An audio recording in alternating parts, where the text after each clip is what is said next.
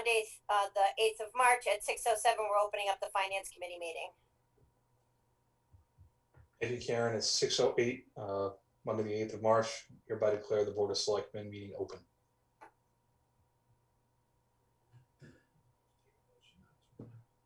Okay, so Karen, it's your, I think, well, it's your agenda. You want to announce what the purpose is? You just want me to start? The purpose of this meeting is for you to do your budget presentation. So please go ahead and do your budget presentation. And so Peter, you want to set up so I can share the screen? You should be set. Go ahead, share.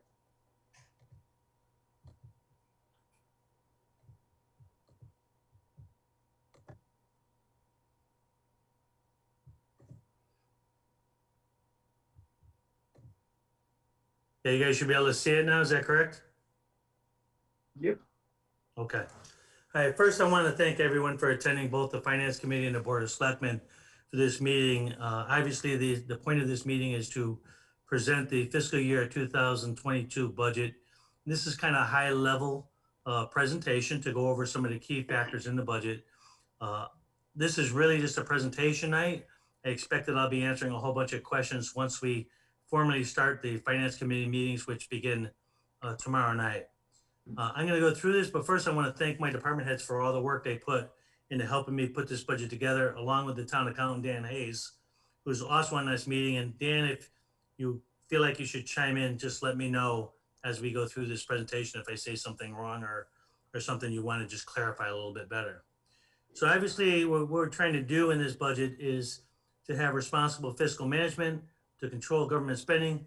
Well, we really want to meet the needs of our citizens and provide necessary important government services and to build an overall stronger future for our town. In terms of a vision, we want to be fiscally responsible, have a budget in place that meets the needs of its citizens, and a vision to look strategically at the long-term infrastructure of the community. And it's really important that we start planning now for those long-term infrastructure needs. Goals and objectives, I normally don't have developed a balanced budget as the top of my goals and objectives. This year I do because the budget I'm presenting tonight is not balanced. Later we're going to talk about why it's not balanced and some of the issues that's causing the budget not to be balanced. When I say this, I'm going to make it really clear that this is going to take the work of the Finance Committee, the Board of Selectmen, myself, and all department heads to work together over the next couple of months to get this budget balanced in a way that the citizens can vote for at town meeting. We're trying to make modest improvements in current town services. This budget effectively is mostly level funded, but pays all contractual services. We want to work with the state to improve the quality of education. That's difficult because this budget, in fact, the state is reducing its share of the cost of education in our community. That makes it tough. I've long talked about utilizing free cash for one-time capital purchases. We need to reduce the need to borrow for smaller capital purchases. And as you know, we've had to use free cash a lot for just simply balancing the operating budget, and we need to get away from that over the long term. Team is working right now on building the 5-year capital plan, and I think all of you got new capital plan budget books, and we're going to keep working on that over the next couple of years to improve facilities management planning and roads to look at how we can add them into this capital plan for a 5-year outlook. I'm rushing a little bit fast just because we lost some time here, but this is the revenues that come from the state of Massachusetts to the town, what's called commonly the Cherry Street revenues. You'll see the cursor that unrestricted government aid is only $34,000 increase from last year. Veterans benefit 31. The net aid to the town from the state is $64,653. That's a pittance. And with the ongoing increases in education, you're going to see very clearly why that number is not going to help us in any real way. It's very, very small in terms of our help from the state government. Now that may change because we're right now only doing the governor's budget, and we're expecting the appropriations committee to make changes, but we don't know exactly how that's going to be.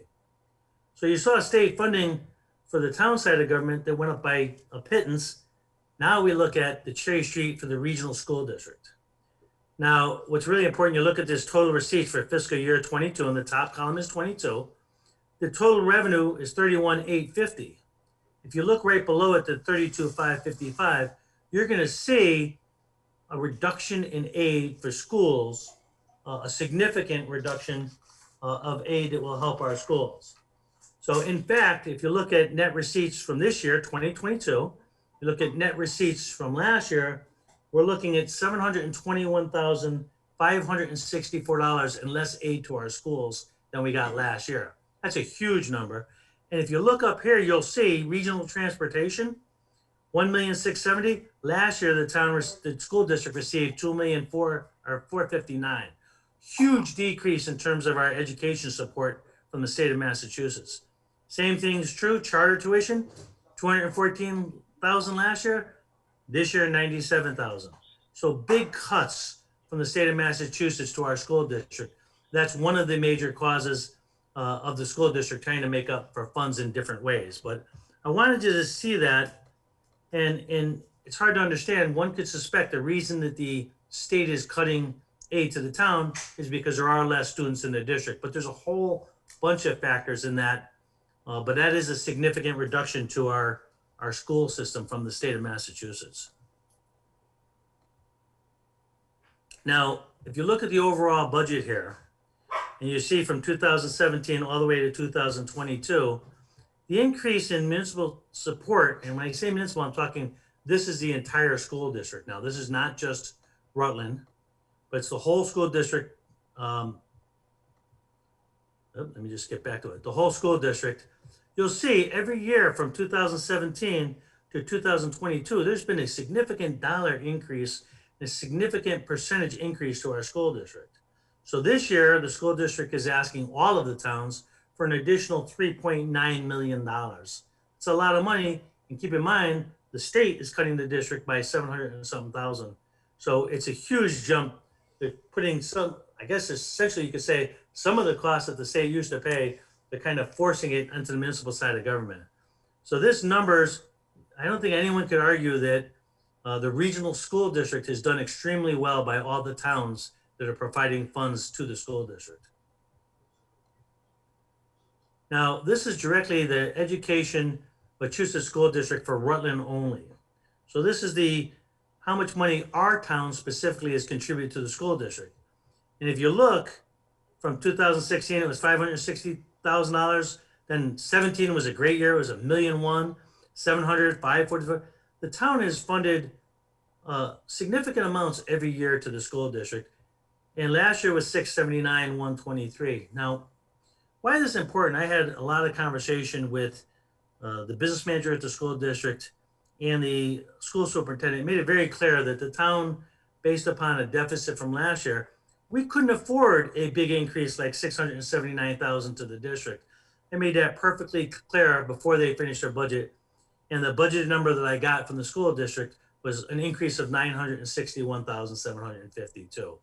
That's a huge increase, particularly when we only get, under our tax levy, a little over $400,000 in more revenue we could pick from taxation. So how do you fund a $961,000 increase in the school district? We still have, you remember from last year, we have a $405,000 deficit. Plus we have to fund all the expenses of union contracts and things for the town side of government. So this is a huge impact on the community. You'll also note that if you look at 2016, Rutland provided 1,678 students to the district. It's down to 1,505. So our student population is falling, which is good, and you would think that would mean less costs. But you also have to recognize that other towns in the district are falling by a larger number than we are. So we're picking up an increased percentage of the total budget because even though we're going down, other towns are going down at a faster rate than we are. So it gives you some perspective on that. And you can see the total population is 7,205, and really you should look at it at 6,586. These numbers, I'm not quite sure if they're accurate or not, so I want to hold these two numbers for now. But the big number here is that 961,752 is just way beyond what we can afford as a town to pay based upon the tax levy under Proposition 2.5.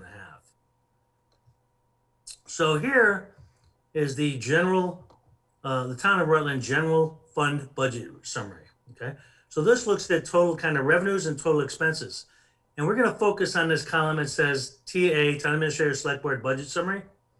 And we're going to focus here on the resources. What this is, 23,063,774. That's the revenues that the town's going to be able to put into this budget for fiscal year 22. This budget, the one before you, reflects expenses of 24,159,665. So if you look, the big issue of this budget right now is a $1,095,892 deficit. This is a huge, huge problem that is going to take a lot of work by the Finance Committee, by myself, by the Board of Selectmen, by the town departments, everybody trying to work to reduce this number, and particularly the school system. We had a big meeting with them, a budget meeting with them the other night. They said they're going to sharpen their pencils and reduce that $961,000 number. We'll see, but that's critical that they do something to reduce that number. Now, the revenue number in there, this is basically just showing you how that revenue number is made up. And it shows you what I said before, this 405,119, that's the proposition 2.5. That's the amount of revenue we can get under proposition 2.5. So again, if you get 405,000, how do we give $961,000 to the school district? It's literally impossible. And we have all the other costs of the town to do. Now, good news is that you also get new growth. So you get another 325,000. So that gives us about $730,000 of new money we can spend. Still doesn't cover the school money alone that they're asking for, and we still have to fund the rest of town government. So this kind of gives you an indication of why there's a deficit. One piece of good news is I expect that $325,000 new growth number to go up to maybe a little over 400,000. So there's probably about 75,000 of new growth we're going to get out of that number. But you look down, these are all the different revenues the town has. And all of you are going to get the full budget tomorrow that's going to give you all of these documents. So you don't need to print anything out. All this will be in your budget books tomorrow.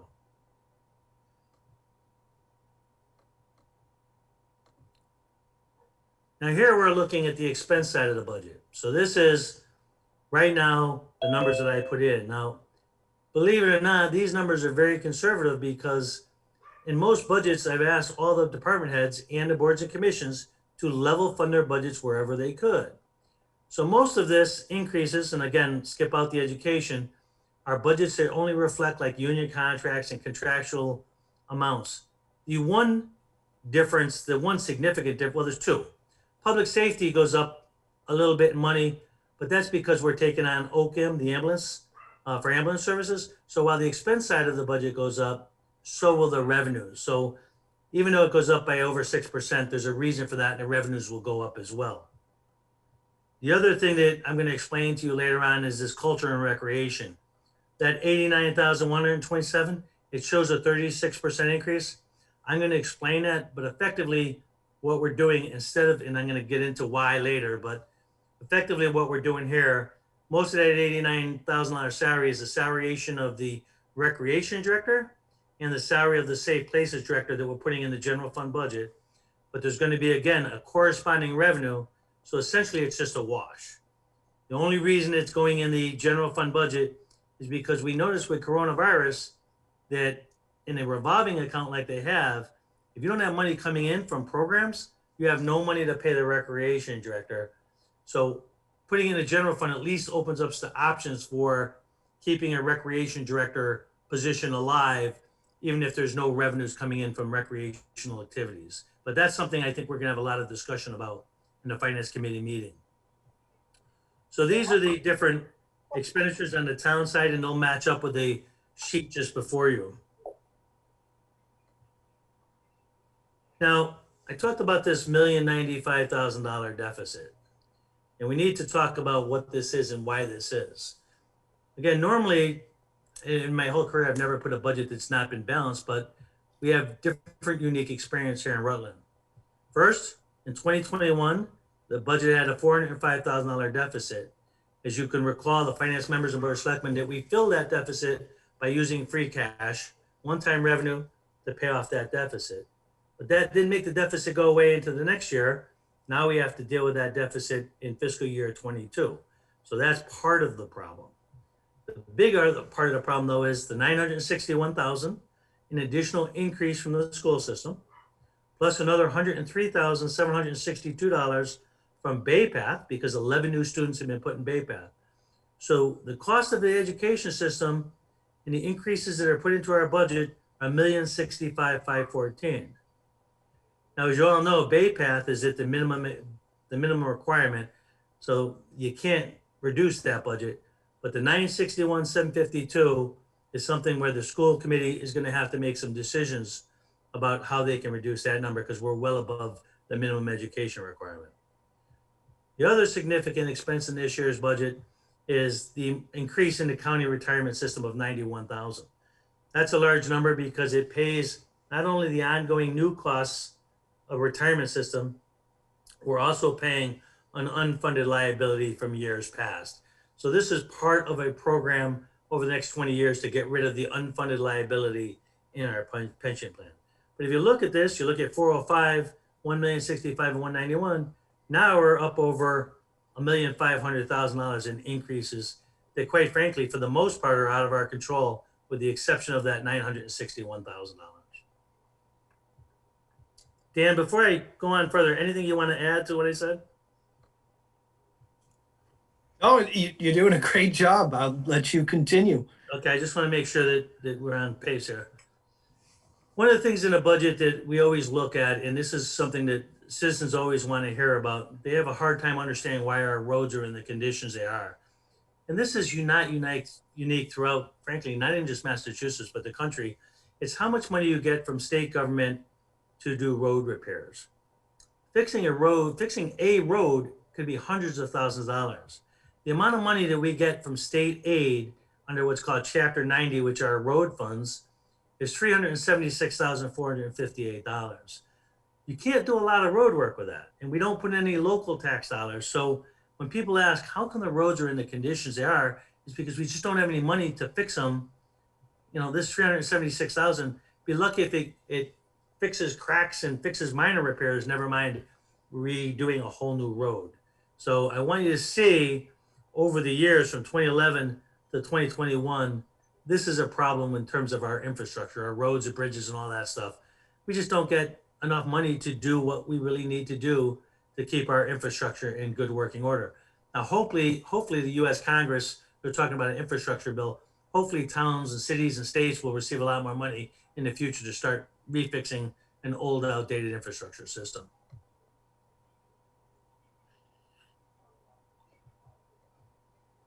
Okay. This sheet really kind of gives taxpayers an idea of what the impact on this budget would be directly to them. As it stands right now, the $18,223,000 is our new tax levy. You subtract last year's revenue, and there's $662,000 of increased revenue. So the impact is 3.8%. But you take out the 300, that includes new growth. If you take out the 325,000 of new growth, which means the new growth is new houses and maybe somebody added a extension to their home or something, that's being paid because there's new growth. It's not being paid by, let's call it current taxpayers, or at least in the current budget. So if you reduce the new growth, essentially the increase to current taxpayers after new growth is 337,070, about 1.9%. So if essentially if taxpayers didn't build onto their houses or anything like this, this is going to be the impact to taxpayers in total, 337. Now again, this doesn't deal with our deficit because that's still a problem, but as of right now, not including how we deal with deficit, that's the impact on our taxpayers. Okay, these expenses, the only reason I point them out, and the slides you're going to get in your budget book will have the differences in the thing. But these are expenses that are kind of not in the town's control. The cost of health insurance for its employees all comes through Maya. It's kind of a fixed number. They give it to us. We can't cut it. It's the cost of doing it. This 872, you see, is only a $30,000 increase. So the cost of healthcare didn't skyrocket on us. Now, the truth is, this number can actually go down some because we're working with the Insurance Advisory Committee, and that means we're meeting with some of the union people that are involved in this, and there's a potential we can decrease that 872 down another 30 or 40 grand.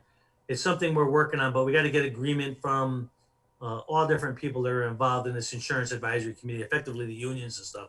And we're looking what's called a deductible plan, where people have to pay deductibles, but that'll keep employees from paying, I think it's around an 8% increase. And instead, if they vote for this and agree to this, it'll be like a 0.93% increase in their health insurance costs.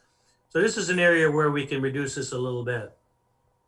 Insurance costs is what it is. Liability, that's the cost of liability on all our buildings and stuff. Medicare and employment, not much of an increase. This retirement, I already told you, that's the whole cost of the additional retirement, the unfunded liability. And then debt, you actually see it goes down a little bit from 1,206,000 to 1,146,000. So our debt is slowly getting retired, and it's saving us some money in terms of retirement. Now, this is an area where I think I want to give credit to the Finance Board and the Board of Selectmen for actually increasing this fund. This is called our stabilization fund. The general rule is you want to have at least 5% of your operating budget in a stabilization fund. With the additions and the hard work of the committees, we're at 5.2%. So I can't say we're not high, we're not low, but we're at least at where the minimum we should be in terms of our stabilization account. Certified free cash, you guys know this is essentially the surplus from what we expected to get in terms of revenues and let's call it the surplus from last year's revenues and costs. So if we had a little extra money, more money than we did expenses last year, that effectively is what's called certified free cash. You see, last year, 2021, we had 505,783. Now, recognize that we used 405,000 of the free cash to balance last year's budget. So it left us only, I don't know, about $100,000 for any other kind of capital purchases. So eventually we got to get back to where we're not using this free cash. And effectively, year by year, you don't know, it could go down because of other factors. But, you know, in 2020, it was $1,543,000. So, you know, it really is a significant reduction in free cash. And as we kind of get our budget under control, we need to start building up that free cash as well. Something I don't think you guys have gotten in the past, but I wanted to give you guys, just for your information, the long-term debt, both in the general fund and next you're going to see it in the enterprise accounts. So this just looks at our debt service payments over the years and what the impact is going to be from year to year as we pay off debt. But at least you'll have that information. As I told you, the general fund debt went down by like $50-something thousand this year. This is the chart that reflects that, and it'll show you how over time debt will keep falling off our books. And once that does, it frees up money for other possible things. Or it can frankly just improve our operating budget and help us if that's the case. So the next one is, I said, the enterprise funds. That's the water sewer account.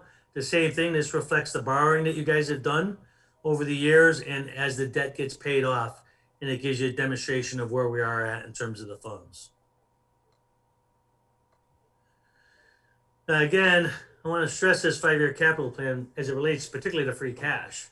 If we don't have any free cash, effectively, we don't have any money to pay for any repairs of buildings or buying cars or doing the capital needs that we have for the town. That's why it's important that we don't utilize free cash for operating expenses. The only other way to do this is to borrow money to pay for those things. But if you borrow, as you know, you got to pay interest and it gets expensive. And then there's debt service in your operating budget. So again, we've got to try, and this is going to happen over time, to stop using free cash for the operating budget. The future, some big issues just to talk about in the future. Obviously, we want to do everything we can to maintain current services in terms of our town budget. So that's important, especially with all the pressure that the school system is putting on the town side of government with their increases. We need to find a way to maintain town services and balance the needs of the school district versus the town. Now, I want to make it clear, and I think all the members here, both on the Finance Board and School Committee, is I think we all agree we want to have a high quality education for our students. The real question is, how do we pay for it, and what's a reasonable amount to pay for that quality education? Everybody supports the school system. Everybody supports reasonable increases to the school system. The question is, we can't do it sacrificing our town government or blowing big deficits into our town budget. We've got to find some balance of those two. The DPW, as a lot of you are probably aware, there's a federal stormwater requirements. We've got to deal with those. Joe has been working on that, but that over the long term is going to add significant costs on DPW and on citizens as to how we deal with that federal stormwater requirements and the new costs involved with that. The other thing, again, the Finance Board and the Board of Selectmen have worked hard to put any possible free cash, some percentage of free cash into our post-employment benefits liability. We did that at the special town meeting. Remember, we added some money in for that. We need to continue to do that, not just from free cash, but hopefully at some point in time, we can actually put some money from our operating budget to pay down that liability and the other post-employment issue, basically health wages for retirees. Free cash and long-term capital improvement plan. I talked about using free cash for one-time capital purchases. Not only does this keep us from having to borrow money, but it also helps to improve the bond rating for the town. So we need to work on that for a variety of reasons. And we do got to consider borrowing for larger capital projects, such as equipment infrastructure must be needed. So if you have a large capital project, that's one of the things where you have to look at debt to, let's say you had to, and we're not saying we do, but replace a building or build an addition or buy a ladder truck. Those big one-time expenses we have to focus and borrow money for. And that's the whole budget presentation. I kind of wanted to get an overview. This will be in your budget books. You'll find that your budget books will have an expense line item year to date of where we are in every line item. You'll find this budget presentation. You'll find all the state revenue documents. A lot of work that Dan helped me with in putting together the general fund revenues and general fund expenses. You'll see budgets, Excel spreadsheets for each department and explanations of how the money is going to be used in each department.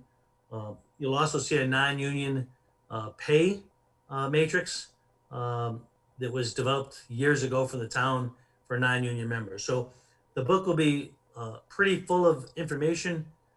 My goal and my objective is to provide any information that the Finance Committee needs so they can make a quality recommendation to the people at town meeting. So I will provide, if the Finance Committee asks me what a cut will save in any department, me and my team will be presenting and be supporting the Finance Committee in all of those efforts.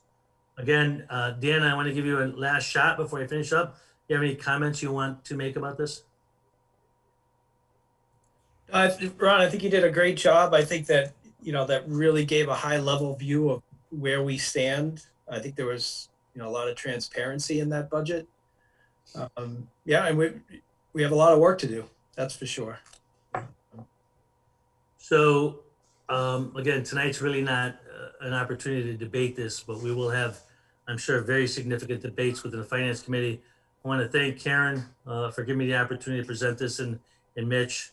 I look forward to working with both of you. I got to say, I look at this budget, not of a budget of the town administrator, not a budget of the selectmen, not a budget of the Finance Committee, but it's a town budget. It belongs to the people of this town. And we all have our different roles in putting it together, but I look forward to working with everybody to see to it that we can figure a way to deal with this deficit and get to a point that we can still provide good quality services to our citizens. With that, Madam Chairwoman, I give the floor back to you. I'll entertain a motion to adjourn. So moved. Do I have a second? I'll make the second. Okay, Second. we're gonna take a roll call. Dave, Yay. Tom, Oh, aye. Pete, Malley, aye. Ted, Purcell, aye. and Narwhal, aye. Okay, Finance Committee is adjourned. Look up the budget books tomorrow morning, folks, or all day tomorrow. They'll be available for you guys to pick up. If you can't pick it up, let me know and I'll find a way to deliver it to you. Thanks, Ron. All right, our board also has to adjourn and then reopen as a separate meeting. There's a different Zoom link that went out via email this morning. That's also on the town webpage. I've been told that link is working. So I too will entertain a motion to adjourn from the select board. So moved. Do I have a second? Whitman seconds. All right, have a roll call vote. Jeff, Aye. Leah, Whitman, I. and Lyndon, Nichols, aye. and Resity, aye. Motion carries unanimous. Thanks, everybody. Thanks, FinCom. Thank you, Ron. Yep. The meeting, it is 6:40, only 10 minutes behind on March 8th. I declare this meeting of the Board of Selectmen open. At this point, I will entertain a motion to waive the reading of the remote instructions. I have a motion. Do I have a second? Second.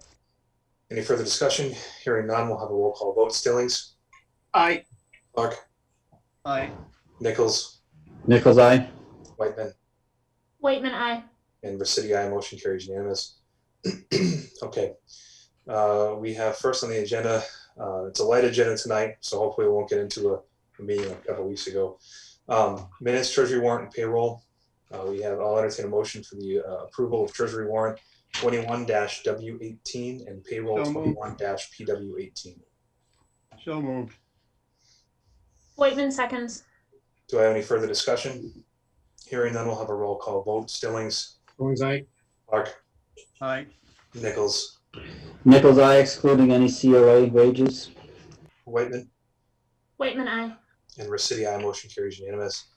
I'll entertain a motion for the approval of meeting minutes from February 22nd, as well as the Board of Public Works, February 22nd. If you recall, that was a meeting we had from the same date. So moved. Whitman, seconds. For discussion, I just have a quick question. I think it's fine. I know in our Google Drive, there's the minutes and then it says copy of minutes. I just wanted to confirm, maybe Tamika can jump in. They're identical, correct? I didn't notice any differences between the kind of original and then it says copy of.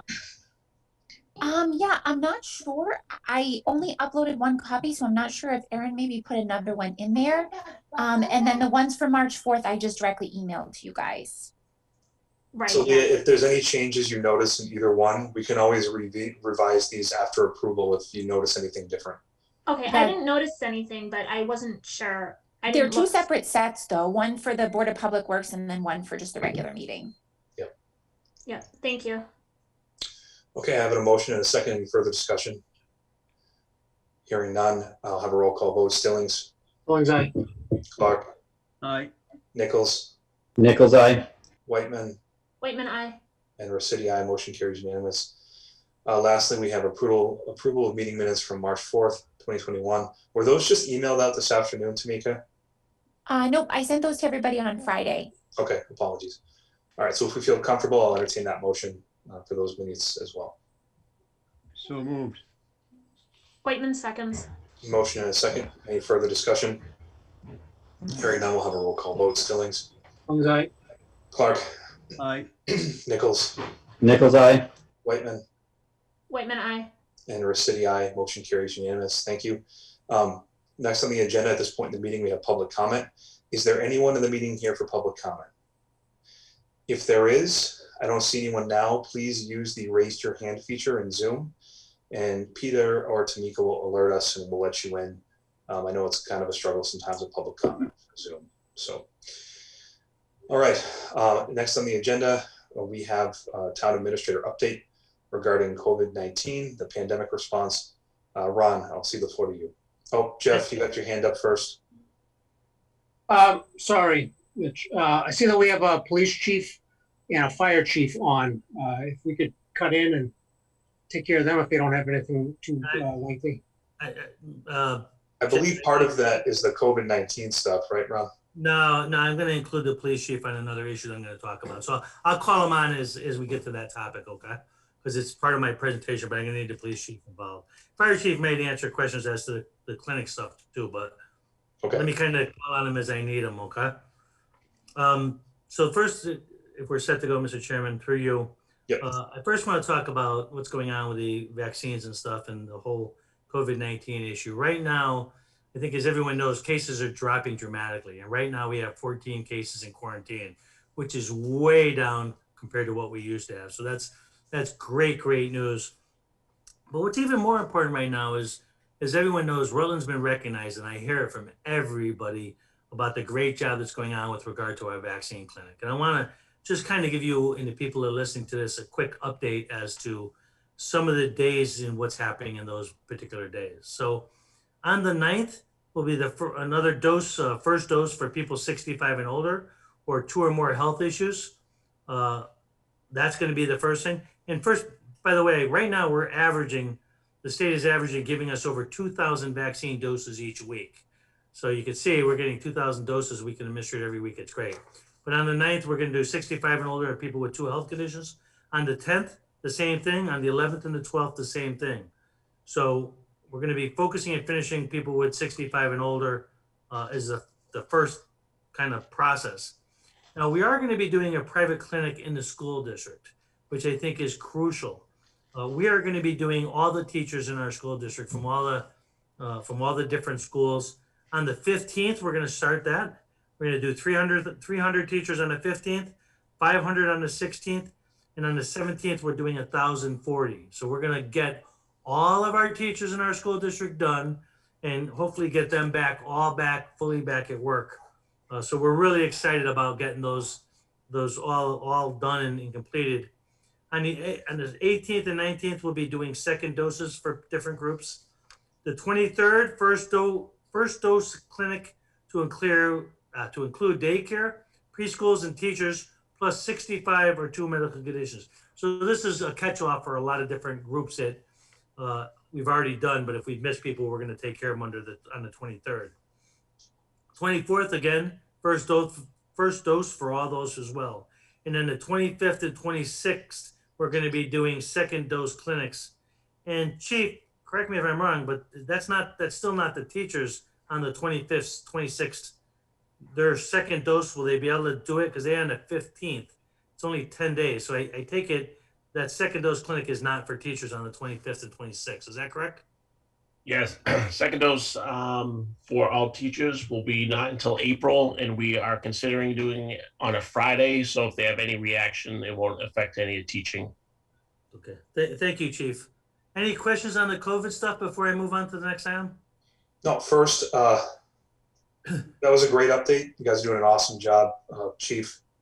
Just amazing how quickly we're kind of ramping up here and what we're able to do. And obviously to hear the teachers are going to be vaccinated it's great news. So anybody on the board have any questions, comments?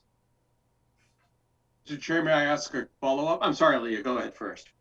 No, Peter, I don't have a question. I just wanted to congratulate Seth and Scott and Rich and everybody, the whole team, Ron and everybody. And I also wanted to thank the town as a whole, because I know it hasn't necessarily always been easy. And I appreciate everyone's patience and willingness to let Rutland do this for the greater good. So I appreciate everything.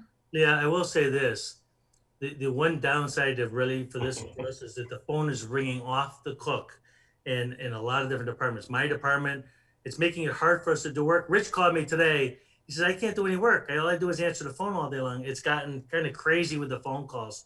So we're pushing as many people we can to recorded messages. But that's the only downside I've seen right now is it is making it harder to do our normal work because we're answering calls from all over the area.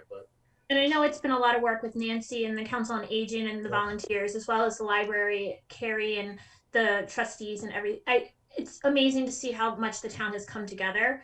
And even, like I said, the townspeople, citizens putting up with us doing this, I guess, even though I don't view it as putting up with, but I think that it's a big acknowledgement to everybody for having the patience with us to do this for the greater good. Peter, do you have a follow-up question? Yes, I do. I keep hearing the word teachers being vaccinated starting next week. What about the rest of the school staff? Is that included? Are they just hiding all the workers behind the word teachers, and that includes administration, all the secretaries, all the janitors? I'm just wondering if everybody in the school, if all the staff is going to be, or if it's really limited to the direct educational staff. I'll defer to our fire chief. Yes, Peter, good question. We've been given guidance by Department of Public Health that it's all staff within the building. So it's everyone from the cafeteria worker, paraprofessionals, the janitorial staff, anyone that's working in the building, including part-time substitute teachers, will be vaccinated. And those are included in the numbers that were given. So 1,840 is the number that includes everybody. Yeah, so sorry, Peter, for the misuse of language. I think we meant educators is what Desi refers to everyone as. So I think that's probably what we should have said in the first place. Well, it's not just you. That word's been going around a lot lately. So thank you for the clarification. Yeah, so if anyone in the public is watching, that's everybody that works in the school system is going to be vaccinated. Apologies for, again, misusing just the word teacher. And Mitch, just to clarify, so if there are any Rutland residents that work in a school district outside of the Wachusett district, whether it's Shrewsbury, West Boylston, or any other district, they're eligible to come to our clinic on the 23rd and 24th of this month, and that link will be made available next Monday.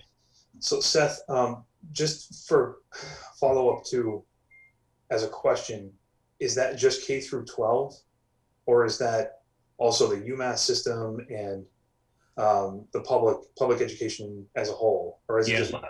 Unfortunately, higher education is not considered in phase 2. They are considered in phase 3. And what about, and I'm not asking for myself, but what about the private schools? Are they also included in that group, private K through 12? Yeah, private K through 12 are included as well. Okay, so thank you for providing that, and just so everyone's watching, everyone can kind of get the information, but we certainly appreciate that. Thank you, Seth. Thank you, Chief. Appreciate it. I'm going to go into the second issue before I go to the police chief's issue. The second issue is Wachusett's Earth Day. I was recently sent a 3-year contract to sign from Earth Day Group, and the contract starts in 2019. So I was a little puzzled by that because there's no way I'm going to sign a contract that years ago. But I have some questions that I'm trying to get answered from them before I bring it to the Board of Selectmen. The contract obviously should have been signed a couple of years ago, but for whatever reason, it never did happen. So I want to get the contract to be clean and right before I bring it to you. But expect that you are going to get a contract that's kind of old in nature. And pretty soon you'll be actually voting on a new contract for them as well. But at one point, that contract, the group, I guess there's like a steering committee that involves Rutland representatives, and that steering committee voted for a 15% increase in the fees. And I assume that's been budgeted for, but until I get the new contract for them and I get clarity on it, I'm not bringing it to the board. But I think I would say to you, 2 weeks from now, expect that we're going to be talking about that issue. I'm not even going to, I talked to them about why it's been so old, and they said, well, this just kind of slipped through the cracks. It wasn't done. But in the future, we'll make sure we get contracts that are updated on a more regular basis. Any comments on that before I kind of move on? Okay. Ron, it's Leah Mitch, if I may. Go ahead, Leah. This is a recycle center, and I think if I remember correctly, we currently don't have a representative. Ron, are you fulfilling that role as? I think that was one of the openings that we just didn't fill. I'm not sure. I attended one of the meetings so far. I don't know if they had another meeting since then, but I did attend the one meeting so far. I think it'd be better if we had a regular representative than me. So if anyone's interested, I'd love to get somebody on there on a more regular basis. Just because I tend to have other meetings and I might not be able to do it.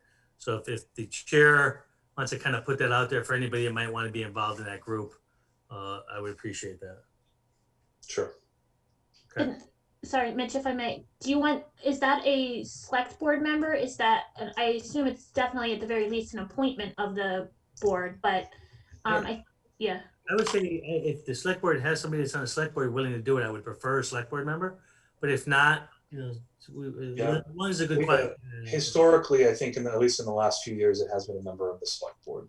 I think Sheila Dibb was on that committee previously, and I don't know if anyone has been on since her, but she was on that board. Right. Okay, I'll look into it. I don't know if I can take on more meetings, but I'll look into it. Thank you. Let's put it on the agenda for next meeting, and if we have anyone that thinks it over or wants to be a part of it, we can appoint them. That's Thank fair. you. So, Mr. Chairman, the kind of last major issue I want to talk about is a discussion I've had with the police chief that in my mind makes a lot of sense, but I wanted the Board of Selectmen to understand this. I don't think I'm looking for a vote, but I also want the board to understand what we're doing. So there's no surprise down the road. If you have an objection to it, we won't do it, but I think that generally there'll be an agreement that we move forward with this. As you know, the police chief has a car, a couple years old. And what recently happened is one of his cruisers, a 2015, recently blew its engine, and essentially it's a piece of junk now. It's not worth anything. And what he wants to do, there's two ways to do this. There's two types of police cars, as I understand it. There's an administrative vehicle that doesn't have all the extras that a regular patrol car might have. And what he would like to do, and again, he's here so he can clarify it. He would like to take his car and move it into the regular patrol division. And it's cheaper to modify that car to meet all the requirements of a patrol car instead of buying a more expensive patrol car. So he can effectively save money in his next lease to be able to do it in that way. So what he wants to do is, in order to help make this work, he wants to use $12,273.48 from his gift account. You know, he gets money from Devereaux and different places. People donate. He wants to use that money to pay off his existing car, the lease, and get rid of that. And then wants to use a new lease payment in fiscal year 2022 to pay for the new car that he wants to get now, because he's short a car. So and I'm going to read what he says. Since $34,870 is not enough to purchase a fully equipped police cruiser, he'll purchase an administrative cruiser for himself and move his current car to the patrol department. The cruiser line item in the fiscal year 22 budget is $48,467 for the leases of the cars you would normally do. With a change in lease payment, we'll be able to reduce that to $45,761. So effectively, this would save the town $2,706.52 by the way he wants to do it. So on a financial basis, it makes a lot more sense to do what he's doing than to buy the more expensive patrol car. But again, we haven't passed the fiscal year 2022 budget yet. We all know that we're going to have to provide cars for him.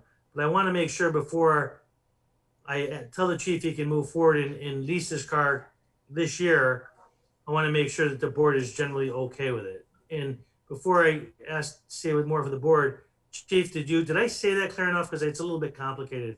But do you have any things you want to add to this?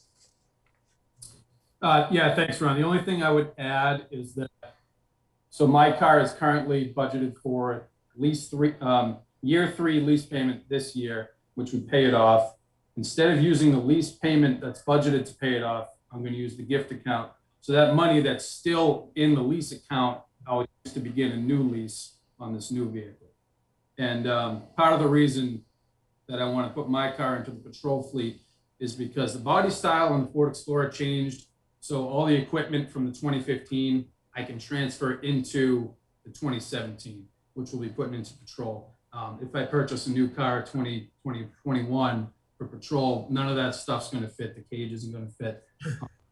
So we're just trying to move some stuff around to be cost effective and still be functional. But it sounds like this isn't going to impact our budget at all. You're just shifting the gift money around with the lease money, correct?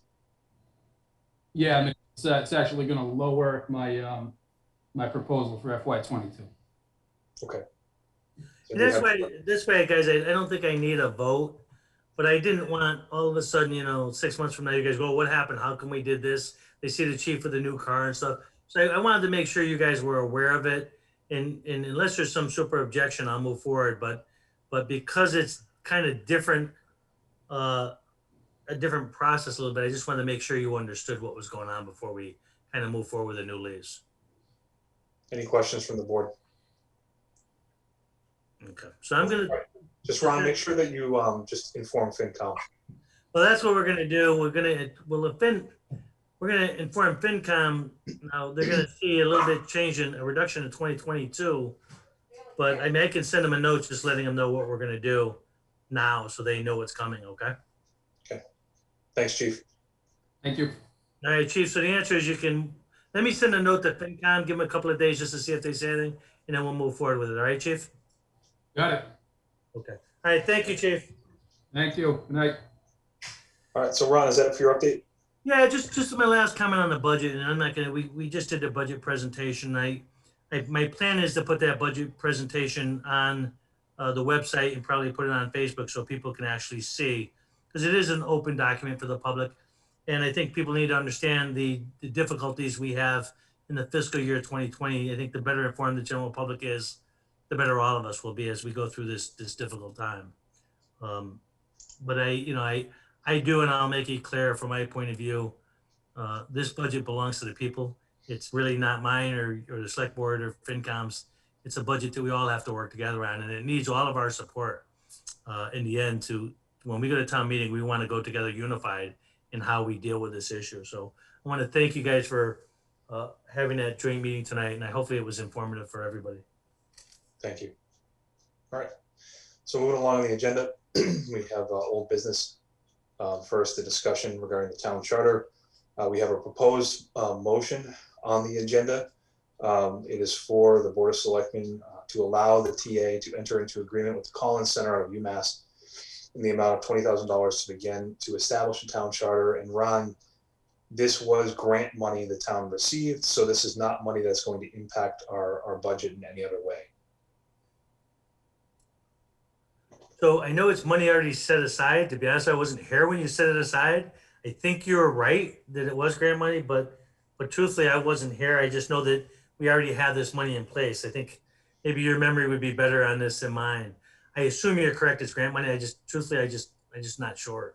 If I may, Mitch, I'm not sure if it was grant money or if it was free cash that was set aside in one of the special town meetings. I know that the money was allocated, and I'm not sure. I think it was originally free cash. I'm not sure if there was grant money that then came in addition, in place of that. I'm not sure.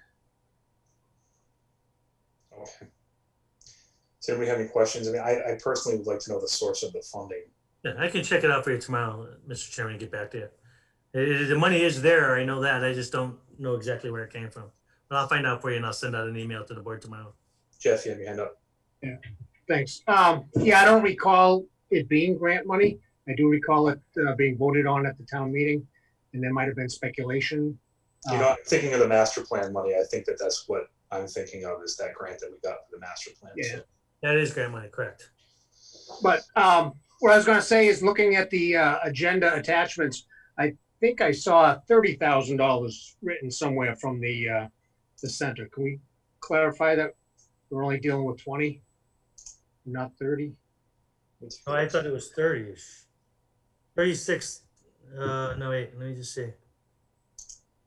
I thought it, truthfully, Jeff, my memory comes to 35 grand was what I thought it was. Before us is 20,000. No, $20,000. Nope, it's 20,000. I think I'm starting to confuse it with other things too. 20,000. Let me just check the attachment. I was just looking at it today, and I thought I saw a $30,000 price tag on there. Yeah, I'm pretty sure Aaron didn't make a mistake here, but I've been floating with the numbers like you guys on the master plan and stuff. But I doubt Aaron made a mistake. If it's not, I'll have her bring it back to the board. I'm not going to approve it. If it's over, yeah, the contract. We're gonna have to, I think, table this until next meeting. The contract says 22,000. Okay. And so the amount on the agenda would be wrong, and I want to know the funding source, just because of the situation with the budget. Let me check it. There are no objections. I don't think it's imperative we do it tonight, Mitch. So I think we can move it to 2 weeks from now. All right. Any objections? I stand corrected, Mr. Chair. It does say. No, either way, Jeff, it's still wrong. You pointed it out. I appreciate you catching that. So we'll move it, and we'll get everything confirmed, and then we'll move forward. It's not time pressing. If there are no objections from the board. All right, hearing none. The last item of old business is AMP Energy Solar. Do we have an update on that, Ron? Yeah, we do. Let me just make one comment on the last item. Yep. The key is we still gotta put together a committee to help develop the charter. So that should be at the top of our list too. Figure out who we want to put on that charter committee. So the issue with AMP, And heard of numerous discussions both with AMP and with Ms. Greenblatt and also with no, with I guess with AMP and her, and no, and our town attorney. A lot of concern about this particular process because it seems to be utilizing a loophole in the law and actually in the regulations for the Department of Energy. And we want to make sure that we're going to do all this work, the Department of Energy, in fact, is going to approve this as part of one of their programs. So what we came to an agreement, myself, the town attorney, and Beth Greenblatt, I'm not sure if I got the right name, first name, but effectively what we're going to do is we're drafting a letter to the Department of Energy to get clarification if they're going to consider moving this or not. We think we have to do a formal letter because, again, we don't want to waste a lot of money and time and energy if they're not going to approve this. So that's where we are in that step right now. And we're not going to do anything further until we get some response from them. And I told AMP that that was our path and they didn't object to it. They're also willing to pay the expenses of the attorney and of the consultant as well. But I think before we do anything else, we need to get that locked down. Okay, so that's just an update. We're not really moving on that tonight. That's And it. then No action. as things progress, keep us in the loop and we'll have to make a decision. All right, first up, under new business, we have the 300th anniversary. We have 2 candidates up for appointment. Both of you received both Sheila's, both application materials in your inbox from both applicants. That group does not currently have a chair, so we're not looking for chair recommendation. And they're meeting again on Wednesday. Do we have any comments from the board?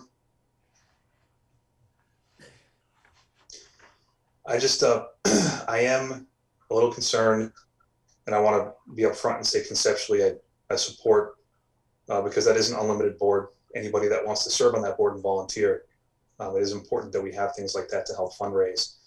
I had called the TA today to ask a question about kind of the general, how things are going to be moving forward next year with the celebration and the 4th of July committee, if there's any working synergy with those 2 groups. And I've heard some concerns about kind of, I know that the 300th anniversary committee was started pre-COVID. I think this is something we worked with TA Nicholson on. They haven't really met frequently or at all. Fundraising is going to be extremely difficult in this environment, and we're planning events not knowing what the future is going to look like. So I'm of the opinion that I would like to, as a board, meet with both of those committees at our next meeting and just kind of talk through what conceptually we have in mind, because I don't think that we've been briefed as a board as to what those events are going to look like, what's currently in the planning process. And again, I want to appoint both candidates. I just don't want to appoint people to a committee that we don't know where it's going. They haven't met, that whole thing. So what I'd like to do or propose to the board is has everybody come to a joint meeting, make those appointments then, if it's okay with the board. But it's a board decision, but I just want to put it out there. I know that we haven't really heard much from either of these groups, and I don't know what's going on with the planning on that. Leah, you have your hand up, and then Jeff. Yeah, thank you. I mean, I kind of am of the mindset, I would like to, we have interested candidates. There's been leading up until tonight, there was a big push to kind of get this committee up and going, and there's fear that there's not anything going. So I'm of the mindset, appoint these 2 candidates if the board is amenable to that. And I think that they're both very qualified candidates, appoint them. And then I'm all for having both the 4th of July and the 300th committee come in and kind of having a joint meeting, just so that more so that they can update us as to what they're thinking. And if there's anything that we can do, or they want to bounce ideas off of us or anything, I don't want to micromanage that from them. But I think that the 300th committee, especially, it's important to have people that want on the fundraising side. I think no matter what is a huge piece, and that's going to need to start sooner than later. So I guess I'm not of the mindset as to delaying the appointments would be beneficial. Does anyone recall on this board the justification for separating this out from the 4th of July committee? Only because the fundraising piece is concerning to me from a fundraising perspective, because you're having two committees ostensibly trying to raise money for similar events from the same group of businesses in town. And it seems like we're either competing with each other for resources, or we have a synergy we should be tapping more into and coordinating these committees together. Maybe it's, I don't want to say combining them, but I'm not sure if those two committees have had any contact or conversation as to joint efforts. And it sounds like that probably has not been the case through no fault of anyone. It's just kind of a lack of meeting in the whole COVID environment and things like that. Jeff, you have your hand up. Yes, thank you. So there is a tremendous amount of overlap between the 4th of July and the 300th committee, but I think there needs to be two different missions. I was attending last week's meeting as a representative of our board, and I plan to attend the Wednesday meeting in there. Just to give a synopsis, there were 4 members.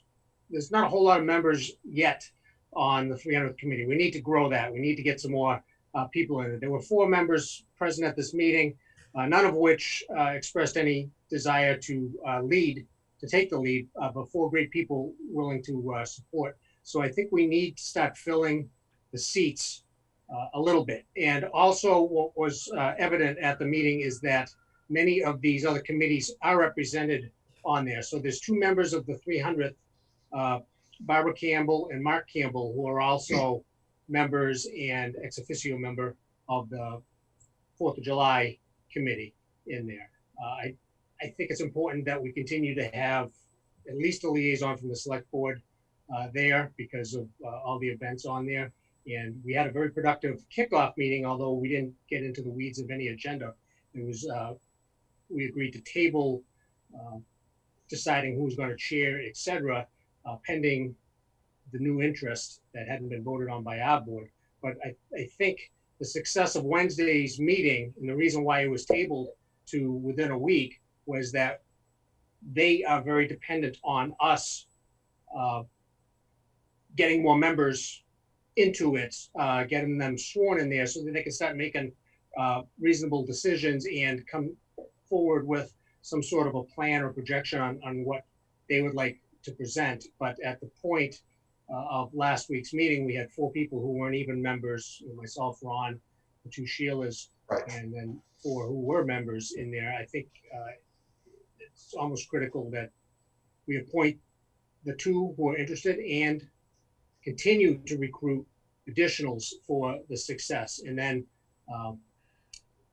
they will start talking about what they would envision on there. The other thing that I would just lastly point out real brief is that why the 2 should be separate, the 4th of July and the 300th, is because the 300th doesn't necessarily have to take place during the week of the 4th like the 4th does, because our foundation was, I believe, June 18th in there. So what we had kicked about, what they had kicked about was, beginning on the Founders Day, June 18th, and then you could spread for a month, overlapping the 4th of July festivities, certainly having one common parade in there, and then ending with also different type of fundraising ideas to make it 1 month long, centered around the 4th in the middle, with definitely some overlap, but certainly different. And that's also consistent with what the 275th and the 250th have done. They did kind of center it near the 4th of July. Yep. In there. No, and I understand that. I just,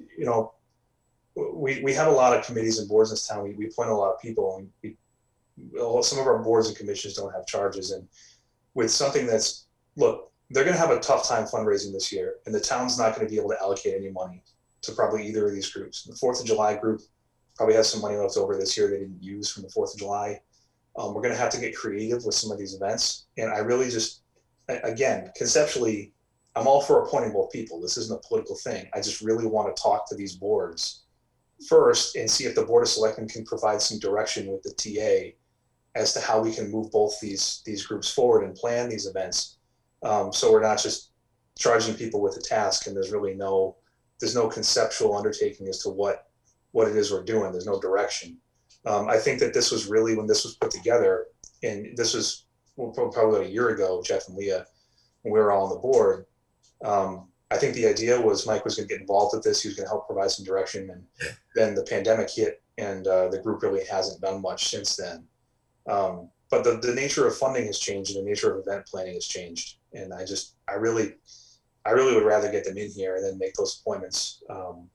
You know, once we figure out what those boards are doing simultaneous to each other and what they're doing separate, and the whole thing. But that's just my opinion. Leah. I guess I am struggling with understanding why we can't do the appointments and still have them come together. And, you know, provide them with a charge. Kind of, I know when we had created the 300th committee, I thought it was mostly, we didn't want to assume the 400th or the 4th of July could take on all that extra work.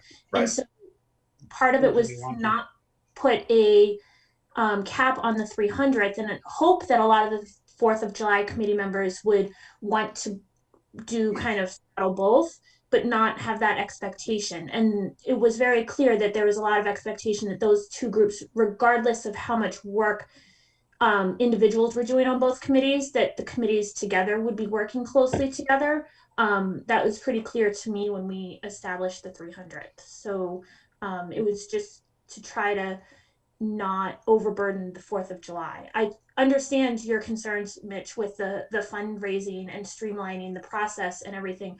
I guess I'm just struggling with why not. We have interested candidates whom I personally think would be very beneficial to the 300th. Why we can't make that appointment now, those appointments now, and still ask to work together or have, you know, because I think if we have to change the nature of either of those boards going into next year, given the climate we're in. Again, if you're going to have the 300th committee step up fundraising efforts, and they're eating into the fundraising efforts of the 4th of July committee, you're competing against yourself when really we have to have a plan on how to move forward with both these things simultaneously. I mean, that's my only concern. You got the same businesses that donate every year, and it's going to be tough unless we have a coordinated effort to kind of move these things forward. And we just have a practice in town of appointing people to boards with no charge. So it's a bad habit to get into. But. I respectfully disagree. I think I don't want to send a wrong message. You know, one of the candidates is the president of the Rutland Historical Society with direct knowledge and know-how from at least the 275th anniversary. You know, specific subject matter knowledge in there. Let's not send an ambiguous or any type of vague message back to them. It starts off on a wrong foot. I think we need them, and we need more interested people willing to volunteer for this. Now, we don't know what can they're hold doing off on. We have no idea what they're doing yet. You're going to throw people on a committee with no charge and no task. I mean, what's the difference between delaying the appointments 2 weeks versus doing it tonight, and we don't have an idea as to what's going on with both committees? Because they're meeting, with all due respect, they're meeting on Wednesday. The reason it was tabled is so that you could get people who are actually on the committee before they were opining on what they would like to do, to get them seated before they had a discussion on why they are seated in there. I think if you, I mean, we have oversight of them for sure. We have oversight of the 4th of July committee. They haven't selected a chair yet. We could certainly have say in that, but at least get these people who are interested seated so that they can have a proper meeting on Wednesday in there. And we should also need to put out for more qualified people to get this done. There's a lot to do. And you have someone who's, like I said, the president of the Historical Society. Let's not give any type of bad message back at her. It's not a bad message, Jeff. This is a tough year fiscally, and that's. I'm with Leah on this one. I think let's do an up or down vote then. Yep. I really do. Let's do an up or down vote off a motion. All right. Well, I'll make a motion to delay the appointments, again, conceptually approving the appointments until we meet with both groups and go over plans on how to move forward with both events. I'll second that. I'm not clear with what we're doing here. Delay the event? I have a motion and a second. Any further discussion? Sorry, I think Lyndon has his hand up too, sorry. Leah and then Lyndon. I just am still really confused why there was a meeting called for the 300th anniversary committee before. I had asked at the last meeting that we make a push to have any interested folks get it back out on the town website and everything. In that, there was also then a meeting called, I don't know by whom, to start the 300th anniversary committee meeting because there was all this pressure to get that group going. And now we have the group going and they want to keep moving forward. And we're going to tell them, no, you have to wait, because our charge of planning a successful 300th anniversary and coordinating with the 4th of July committee, which we talked about when we created the group, is now not actually what we want them to do. Should we unseat the others? Should we unseat the other that we've already appointed? No, but if we meet with both groups and they want to combine for this effort or whatever, we're going to have to change the structure of it. I'm for having that unlimited board. Everybody can be on it. I just don't know what we're doing with it. You know, it's been open for a year, and I don't think that they've met. I don't know. The wheels are turning now. Let's let them turn. Let these guys go. And do the exact same thing that the 4th is doing. No, it's totally different. It's totally different. What, you're fundraising from the same sources. You're using the same source. Different You events. absolutely are. All right, that's fine. Events. Yes. If that's what we want to do. I guess, I mean, I was pretty much fine with the two committees, and then when Jeff started talking about combining the parade, the parade is a very complex event, and I've been involved in it several years as participating in it, and I have concerns of two different committees pulling and having different commitments or ideas or whatever with the parade. It's going to have to be one committee that's responsible for that, and I would have a concern if we tried to combine two committees and had different ideas. That kind of bothered me a bit. There's two members from the 4th of July committee on the 300 committee for that reason. Two of them. I still see that not having a lead committee might be an issue. Who's going to be responsible in the end on the parade and make the decisions? I don't know. I think there's a lot of questions. I'm conceptually for appointing people, whoever wants to join. Great, second. We need more information. So we have a motion and a second. There's no further discussion. We'll have a roll call vote. Stillings? No. Whiteman? Absolutely not, no. No. Clark? Aye. Nichols? Aye. City, aye. Okay. Put it on the agenda for 2 weeks from now with the appointments, and we'll invite both groups to come in. With objection, please.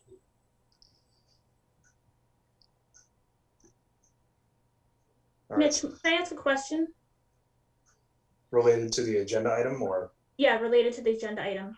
If this was a concern, then why wasn't it put on the agenda going? The 4th of July committee or the 300th committee met a week and a half ago, I think. And so if this was a concern of yours as the chairman of the board, why wasn't it put on and reached out to the two committees already that we could be here having that conversation tonight when we've been having this push on everybody's shoulders to get the 300th committee up and running?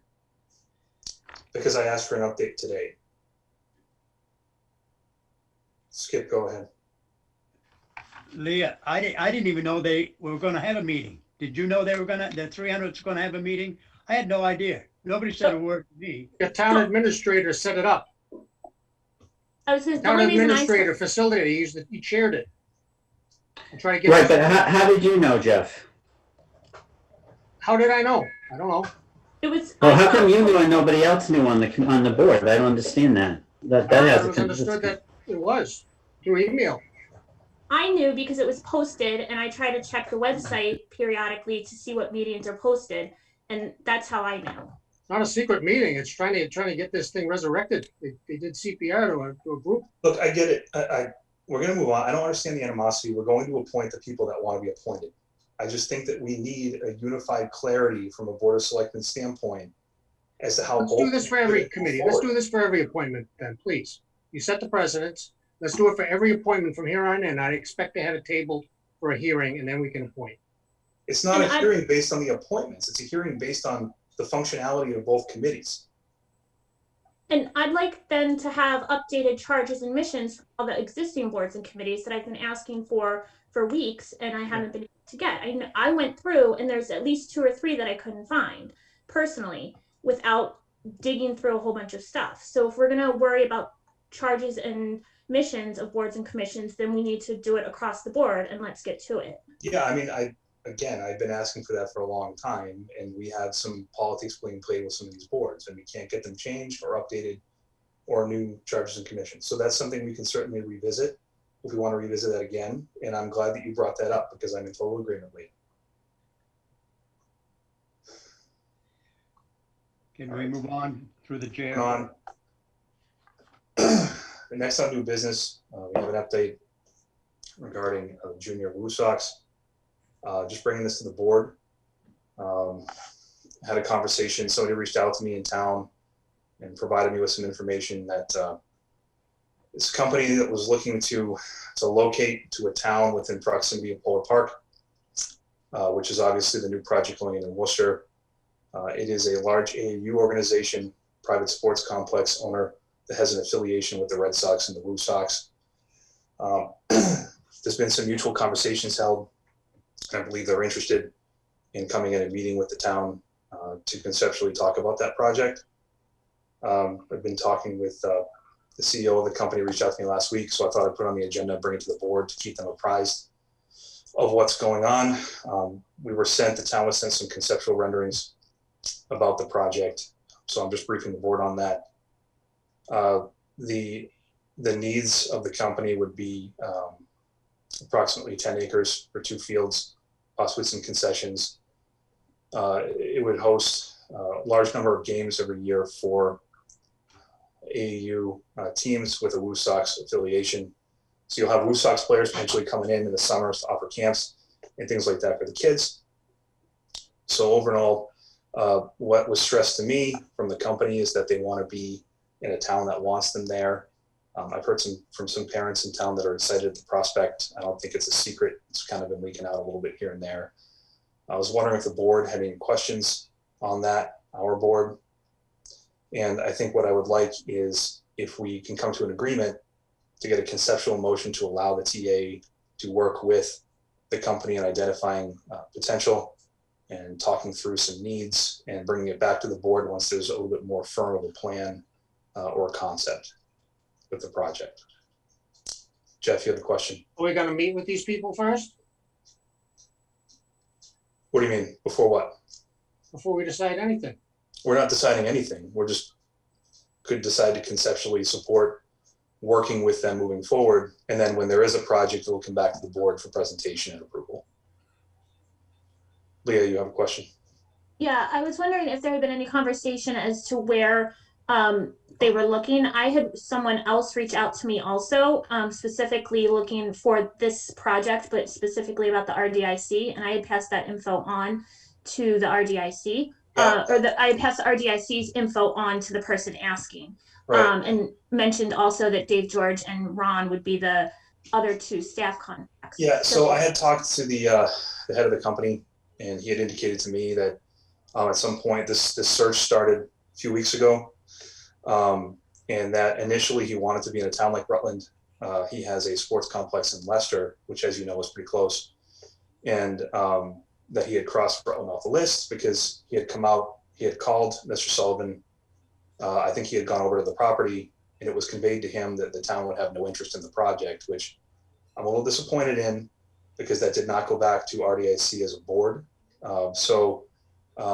He had talked to me, and we're, I think, working out. I know he had looked at some private land in town, but there's also some other potentials that, again, if the board wants to move forward conceptually with this, we can task Ron and Dave with maybe looking at what those options might be.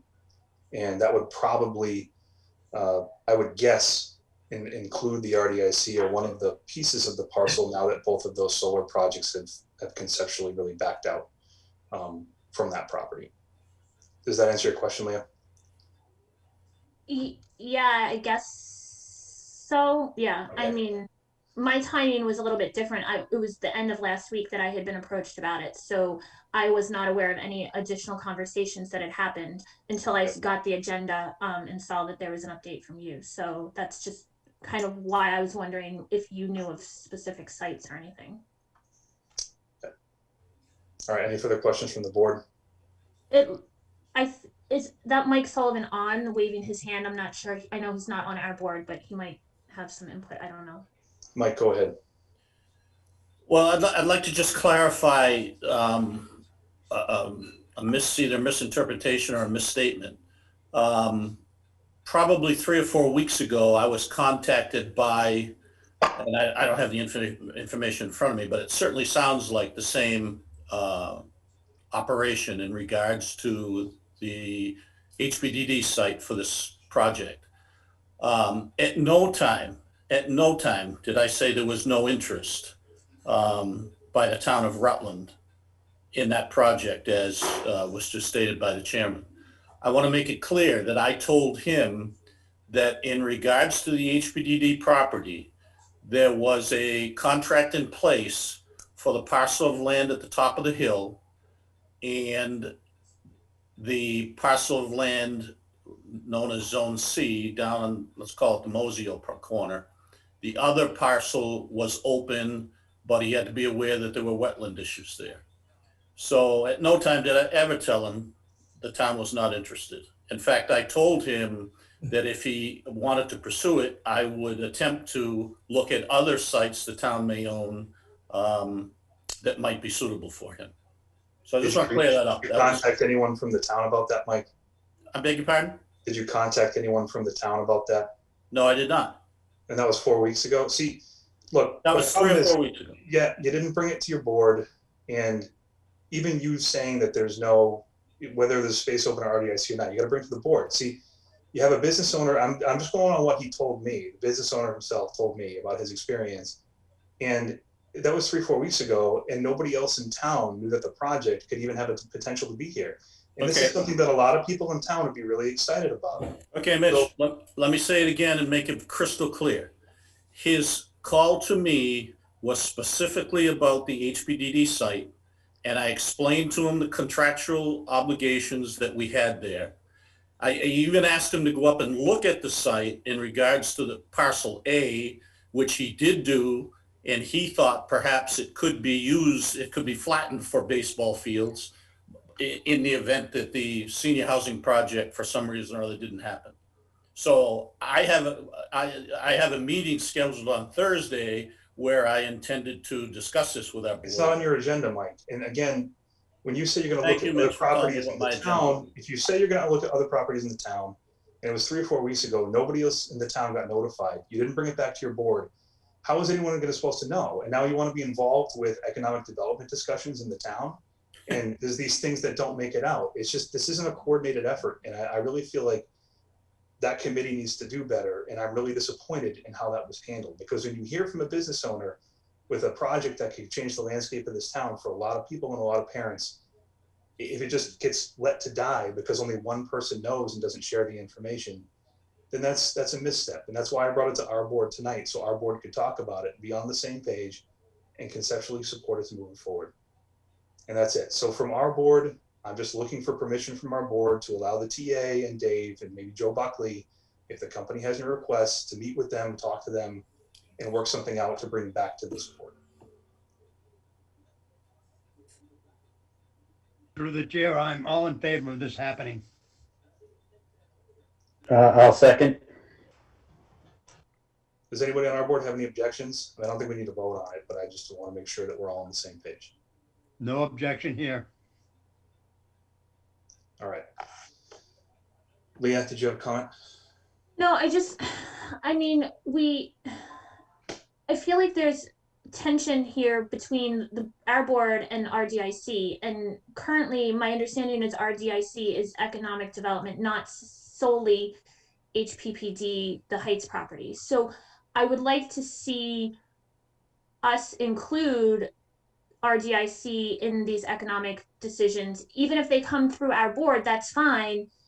I found out about it at the end of last week and was going to talk to Ron when I saw that it it was on the agenda already. So I think that we as a board need to have good faith also. And if we want this to be a sustainable work on the economic development side of stuff. But it's just hard to have that faith when things like this happen. But thank you, Leah. All right, so we have next on the agenda an update for the Town Center Study Group. Mr. Chairman? No, Mike, we're moving on the agenda. Before the end of the meeting, I'd like an opportunity to comment. Duly noted. Go ahead, Leah. Thank you. So do you want me to do I'll do the briefing for the Town Center Study Group first. That's first on our agenda. We've met, we are planning a virtual outreach meeting to kind of go over the survey data is available on the town website. And we're planning a virtual outreach meeting for Wednesday, April 7th at 6:30 p.m. It'll hopefully be a kind of a focus group geared to get more in-person information from citizens. The plan is to have a package put together by hopefully June, I think is the deadline, with recommendations for the town. Obviously, we know as a committee or as a study group that funding is our nemesis. And so we're trying to be mindful of implementation of recommendations as well as the funding source of those. A lot of them are going to be lumped together in with the master plan steering committee, the master plan, I guess. So I just really wanted to get out there that plan for a meeting on Wednesday, April 7th at 6:30. It'll most likely be virtual because of COVID times. Okay. Thank you. Is that? Do you want me to move on for the master plan, or if nobody has any questions, go ahead. Okay. For the master plan steering committee, we met again, and we have a website available. It's rutlandmasterplan.com. This is where we're going to be directing folks to kind of do everything. It has a lot of information that we're using for the master plan. Under the Get Involved tab, there will be a survey coming. We're working on putting that together. And the timeline for the master plan is ideally by fall. We're hoping to have deliverables. It has to be submitted to the state and everything. I think the drop dead, it's due to the state by next June, so just over a year out. Yeah, so we obviously would like to get that done much sooner, earlier. So kind of the later half of the fall is the timeline for that. I believe CMRPC and Dave are working on getting grants available to do the other pieces of the master plan. Since this is just the first or a few of the pieces, there's grant funding that should be opening up this month, I think, for additional pieces to be done. So the hope is that that will get going, and we can kind of keep momentum going and piggyback on that. So I just wanted people to know that the master plan steering committee has the website up. We're working on it. Check in periodically. There'll be pushes. We're working with the landmark and stuff to get press releases out. We're working with Nancy for the Council on Aging newsletter. I think Ron's posted on the town Facebook page. I'm not sure if Anita did an email blast yet or not, but that's in the works also. So it's a good way to track everything that's happening with that group. Thank you. And I know that when they came in and met too, they said Hopedale, which is similarly smaller than us, actually had a lot of robust participation in some of those community visioning sessions. So as soon as you have any dates firmed up, just let us know how we can help, and we'll obviously get the word out, and appreciate you working on all this stuff. Yep. Thank you. And like I said, if you guys have any questions on either the town center or the master plan, you know, reach out send them to Ron. Ron sits in on the master plan. Dave George sits in on the on both, obviously. So we're happy to address whatever questions or concerns. Thank you. Any questions from the board? Thanks, Leah. Thank you. All right. So next on the item, the agenda is a discussion regarding a request to reduce the school's minimum liability contribution using ESSER 2 funds. ESSER 2 funds. If you recall from last week's budget meeting with the school, these funds are already baked into the cake for that budget that was presented, but the state is allowing us to request a reduction. I think the amount that we have for ESSER 2 funds for Wachusett is in the realm of $70-something thousand. It's much smaller for Bay Path, obviously. But in order to access these funds, I believe we have to officially request them, and we require a Board of Selectmen vote to do that. So there is a motion. I'll go ahead and just make the motion to have the town administrator request that ESSER 2 funds are used to reduce the town's MLC for both school budgets for Bay Path and Wachusett Regional. Second. Ron?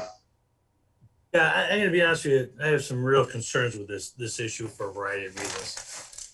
Bay Path, as you know, the governor put this in the governor's proposed budget, but it has not yet been approved by the legislature. So we don't even know for sure if these funds are gonna be available. But even if they are, this is something we need to look at really, really closely, both in Bay Path and in the Massachusetts School District, because these are one-time revenues. And I do not want to get into any more of a situation where we use one-term revenues for long-term operating expenses that continue.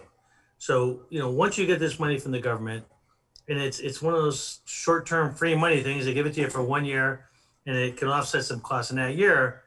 But if you increase spending the next year, all of a sudden you're farther behind the 8 ball. No, it's just to increase the mandated minimum local contribution amount. I mean, it's not eating into the overall amount above the MLC that either, or Bay Path's not, but like Wachusett's, asking for. Yep. This is ostensibly just giving us a break for this year's minimum local contribution. In other areas, I would agree with you, but this area, I really just think it's to offset that MLC number, which for the case of Wachusett's, like $75,000, which is a pittance compared to the $960,000 proposed increase. But again, that includes transportation, debt service. So really the number we're negotiating with Wachusett isn't the MLC number. It's the numbers excluding the MLC, the transportation, and the debt service.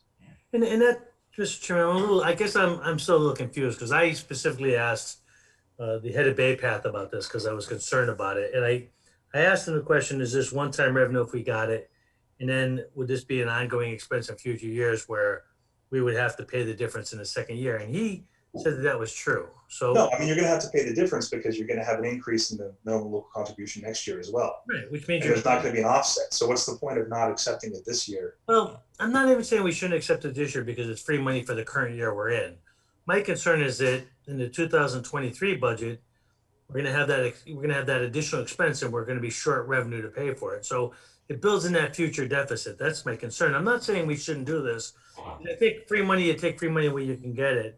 But particularly, I'm more concerned. I'm not really that concerned with Bay Path because the number is small. Right. But I don't want Wachusett to think this is one way they can kind of reduce their budget, and that helps us when in 2023 we're going to have to make up that money again. We already have that problem.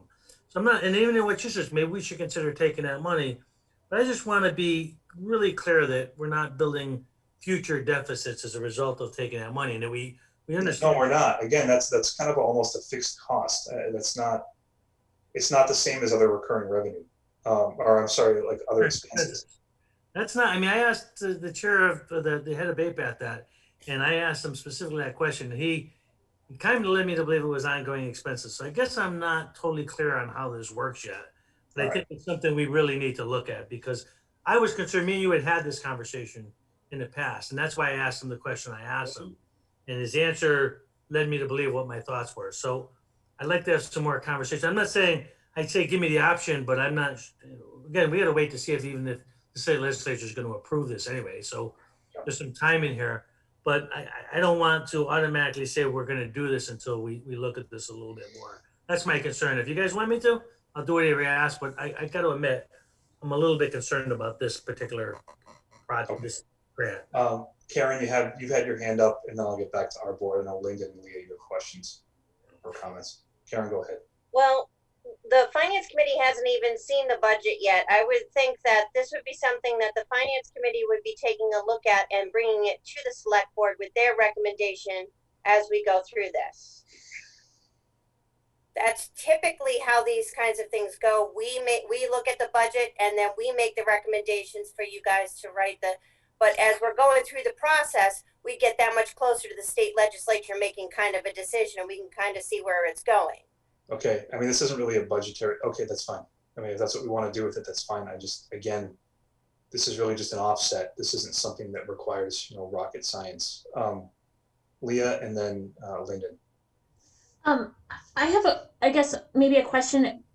If I understood correctly from the budget roundtable with the schools the other night, BayPath did not include the ESSER 2 funds in the budget that they presented. They were leaving it up to the towns to decide if they wanted to take advantage of it or not. They presented a whole budget without any ESSER 2 monies. They did show us a slide with the difference, but yes. So they had factored it in to show us what it would be. So the budget that they presented to us does not assumes that we will not be taking ESSER 2.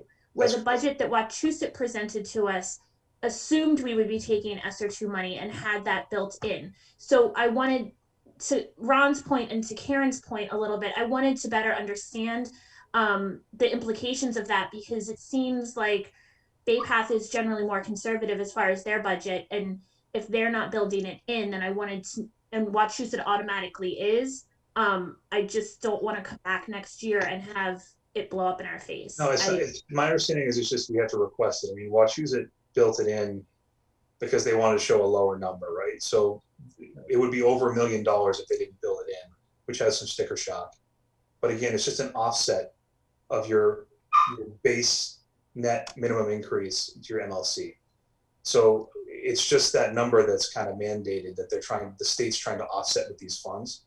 Right, and I guess I'm looking at it, I think, from Ron's perspective, where if they didn't bill it in, then we would be budgeting for, let's say, $1 million school budget, where now they didn't, so it's slightly less than that, where next year it would be $1 million because we wouldn't have that ESSER 2 funding. So even though it's in our minimum local contribution, unless they decrease their budget, it's not going to decrease. I don't think I said that clearly, but I think I'm following Ron's logical thinking, where if we're budgeting now for $75,000 less than next year, we need to make sure that we have that somewhere, because we're not going to have that access to the 75,000. Right, but I mean that's also kind of a mandated expense. So again, the funding is just grant funding to negate that expense. I don't see a reason why we wouldn't want to take advantage of that. I mean, it's just saying that we can't plan well enough to factor it in for next year is just, all right, that's fine. I mean, FinCom will wait for a recommendation and we'll just do it then. But all right, Lyndon, go ahead.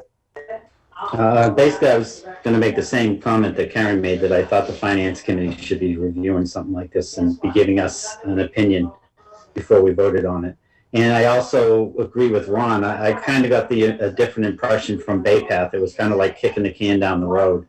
So I think we do need to have more clarification on it. And I do think that the Finance Committee should review it and give their recommendation as well to the board. All right. Well, either way, it's going to have to come back to the board because we're going to have to request it the way that the legislation is currently written. So I guess just Karen will keep us apprised of the conversations you have, and we'll make a decision then. And again, right. Mitch, if I may, you and Skip will have to rescind your motion. No, I'm just going to table it. I'll table it. And just to be clear, Mr. Chairman, I'm not saying we don't take it. I think we just need to look at it a little bit more before we make that decision. That's all. Understood. All right. Next, we have a discussion from the Board of Health. We have I believe they're requesting special municipal employee status, which allows them to be compensated for working the COVID-19 clinics and for setting up future clinics. Ron, can you just give us a brief update on that? Yeah, you know what?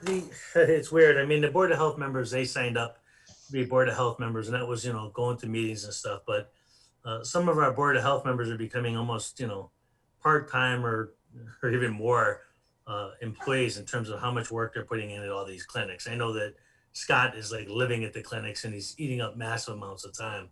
So Richard said to me, you know what, we shouldn't take advantage of these people. That's not what they kind of signed up for. We should make them special employees, and that would allow them to pay them some kind of stipend or do something through the COVID money, the CARES money. And I can't disagree because I'm watching these guys almost work ridiculous hours as volunteers to do this. And I don't know exactly what we're going to do to kind of help them or to make this reasonable, but we have the CARES money. They are working the time, and we'll have to, it'll only benefit those who are spending, abnormal hours of time there. So we'll have to figure exactly how to make that calculation. But by allowing them to be special employees, it would allow us to pay them a little bit of a stipend of some type. Do we know what that number is? No, we haven't gotten that far yet. We wanted to first see if the board was willing to do it. It's CARES money, so it's not general fund money. It's not going to be anything outrageous, but they deserve something. I don't care if it's minimum wage, but something. I see, Chief, you have your hand up. Yes, Mr. Chairman, through you.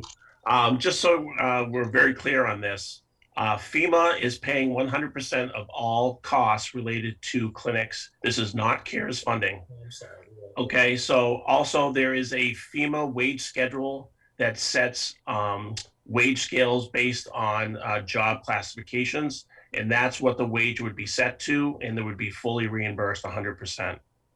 All right. Well, I think, you guys are doing a great job. I think everybody on the board agrees, hopefully. I'm just going to go ahead and make the motion. The Board of Selectmen grants special municipal employee status.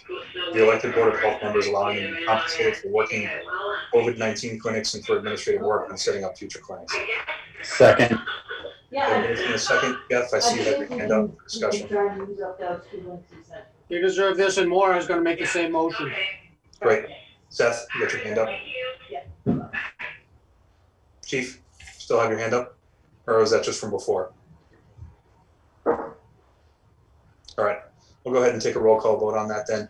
Clark, Whiteman, Whitman, aye. Nichols, Nichols, aye. Stillings, Aye. and Resity, aye. Motion carries unanimous. Ron, did you have something to add? I was just going to clarify a little bit, and I appreciate the fire chief jumping in to clarify. There are two sources of money as it relates to COVID-19. FEMA and CARES money. FEMA pays part of some things that we apply for that kind of offset with CARES. They kind of combine for making a full payment. But the chief was really clarifying as it relates to, as I understand it, as it relates to the specific clinics that the recent, I guess the law now says the complete costs of the actual clinics are now being paid for through FEMA. So there are different funds, and I appreciate the chief clarifying they're used for different things. Thanks, Chief. Thanks, Ron. All right, last on the agenda, we have a community compact grant, facilities management plan. It's been awarded potentially to Hassett Financial Services, LLC. If you recall, again, this is the state funding through the State of Mass Community Compact Program. And we had approved this when Ron had submitted the application for the grant funding, and it was awarded almost right after it opened a few months ago. So I entertain a motion to approve the contract between the town of Rutland and Hassett Financial Services in the amount of $36,500 for the purposes of developing a 10-year facilities capital improvement plan, and authorize the town administrator to sign the contract. So moved. Second. A motion and a second. Any further discussion? Leah, I see your hand up. Yeah, this was all the grant funded, right? This was, so it's no cost at all to the town. There's no matching or anything, correct? It's 100%. The grant was for 40,000, Leah, and we're using 36.5 of the 40. Right. Okay, So 100% won't impact the budget. Any further questions? Hearing none, I'll have a roll call vote. Stillings, Aye. Clark, Aye. Whiteman, Whitman, aye. Nichols, Nichols, aye. City, aye. Motion carries unanimous. We have a couple other items that came in last minute that didn't make the agenda, so I think nothing is pressing in terms of time. What I'd like to do is just hold those and put them on the next agenda as official items so everyone has a chance to review the materials. I believe there was a board resignation and one other item that was minor. We'll just put that on the next agenda. And at that is the end of our agenda. I'll make a motion to adjourn. There's a hand up, Mitch. Jeff, you have your hand up. Before we adjourn, I'd like to hear from the RDIC chair. Okay. As a courtesy. All right. We had this discussion. That is just nothing else on the agenda. I'm going to go ahead and make a motion to adjourn. Second. We have a motion and a second. Any further discussion? Discussion. Jeff, what is your discussion? I think as a professional courtesy, we need to hear from the chair. He's asked to be heard. He'd do so for us. It's not on the agenda, Jeff. I mean, nobody else can weigh in on it. So, all right, we'll have a roll call vote. Stillings, No, Whiteman, Waitman, no. Clark, Aye. Nichols, Aye. City, aye. Motion carries 3 votes to 2. We're adjourned.